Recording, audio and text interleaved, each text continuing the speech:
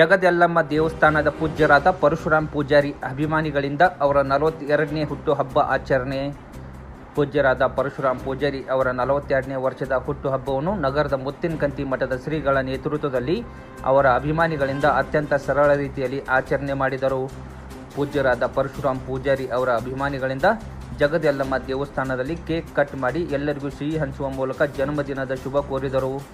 ಇನ್ನು ಇದೇ ಸಂದರ್ಭದಲ್ಲಿ ಮುತ್ತಿನಕಂತಿ ಮಠದ ಶ್ರೀಗಳು ಹಾಗೂ ಪ್ರದೀಪ್ ಮೆಟ್ಗೂಡ್ ಅವರು ಮಾತನಾಡಿ, ಮನುಷ್ಯನ ಪ್ರಭಾವ ನೋಡಿ ಬರುವುದಕ್ಕಿಂತ ಸ್ವಭಾವ ನೋಡಿ ಬರಬೇಕು. ಅಂತಹ ಒಂದು ಸ್ವಭಾವವನ್ನು ಪೂಜ್ಯರು ತಮ್ಮ ಮನದಲ್ಲಿ ಇಟ್ಟುಕೊಂಡು ಸಮಾಜದಲ್ಲಿ ಒಳ್ಳೆ ಕೆಲಸ ಮಾಡುತ್ತಾ ಬಂದಿದ್ದಾರೆ. ಆದ್ದರಿಂದ ಅಪಾರವಾದ ಸ್ನೇಹ ಬಳಗ ಹೊಂದಿದ್ದಾರೆ. ಆದ್ದರಿಂದ ಅವರ ಒಂದು ಹುಟ್ಟುಹಬ್ಬವನ್ನು ಕೇವಲ ಮನೆಯವರು ಆಚರಣೆ ಮಾಡುವುದಕ್ಕಿಂತ ಬೇರೆಯವರು ಆಚರಣೆ ಮಾಡುತ್ತಾರಲ್ಲ, ಅದು ಒಂದು ಒಳ್ಳೆಯ ಕಾರ್ಯಕ್ರಮ. ಆದ್ದರಿಂದ ಅವರಿಗೆ ಇನ್ನೂ ಹೆಚ್ಚಿನ ಸಮಾಜ ಸೇವೆಯನ್ನು ಮಾಡುವ ಶಕ್ತಿ ಹಾಗೂ ಸದಾ ಖುಷಿಯಿಂದ ನೂರಾರು ಕಾಲ ಆರೋಗ್ಯ ಕ್ಷೇಮದಿಂದ ಬಾಳಿನ ಪ್ರತಿ ಹೆಜ್ಜೆಯಲ್ಲೂ ಯಶಸ್ಸು ಸಿಗಲಿ ಎಂದು ಭಗವಂತನಲ್ಲಿ ಪ್ರಾರ್ಥಿಸುತ್ತೇನೆ ಎಂದರು. ಇನ್ನು ಇದೇ ಸಂದರ್ಭದಲ್ಲಿ ಮಂಜು ಭೂವಿ, ಶಂಕರ್ ಕಾಳೆ, ಪ್ರಕಾಶ್ ಅರ್ಕೇರಿ, ಶೋಭಾ ಕದಂ, ಸಾವಿತ್ರಿ ಗೋರ್ನಾಳ್ ಸೇರಿದಂತೆ ಅವರ ಅಭಿಮಾನಿಗಳು ಹಾಗೂ ನಗರದ ಪ್ರಮುಖರು ಉಪಸ್ಥಿತರಿದ್ದರು.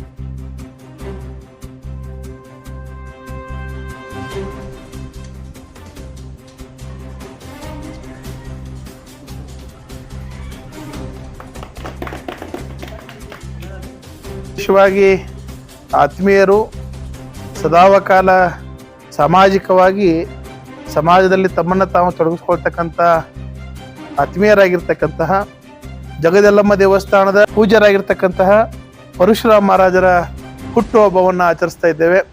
ವಿಶೇಷವಾಗಿ ಆ ಜಗನ್ಮಾತೆ ಎಲ್ಲಮ್ಮ ಅವರಿಗೆ ಇನ್ನೂ ಆಯುರಾರೋಗ್ಯವನ್ನು ಕರುಣಿಸಲಿ, ಇನ್ನೂ ಹೆಚ್ಚಿನ ಪ್ರಮಾಣದಲ್ಲಿ ಸಾಮಾಜಿಕ ಕಾರ್ಯಗಳನ್ನು ಮಾಡತಕ್ಕಂಥ ಶಕ್ತಿ ಆ ಜಗದಂಬೆ ನೀಡಲಿ ಅಂತಕ್ಕಂಥ ಮಾತನ್ನ ಹೇಳ್ತಾ, ಗುರುಭ್ಯೋ ನಮಃ.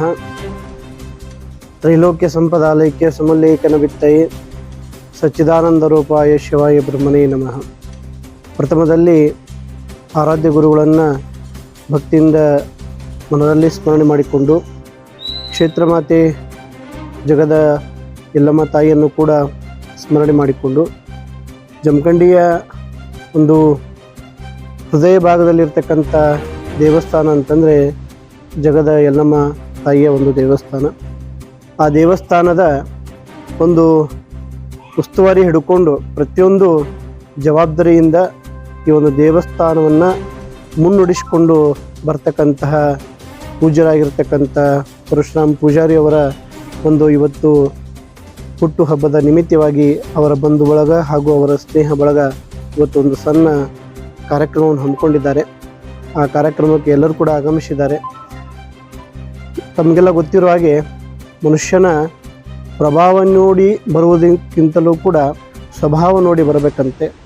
ಅಂತಹ ಒಂದು ಸ್ವಭಾವವನ್ನು ಪೂಜ್ಯರು ತಮ್ಮ ಮನದಲ್ಲಿ ಇಟ್ಟುಕೊಂಡು ಸಮಾಜದಲ್ಲಿ ಒಳ್ಳೆಯ ಕೆಲಸಗಳನ್ನು ಮಾಡ್ತಾ ಬಂದಿದ್ದಾರೆ.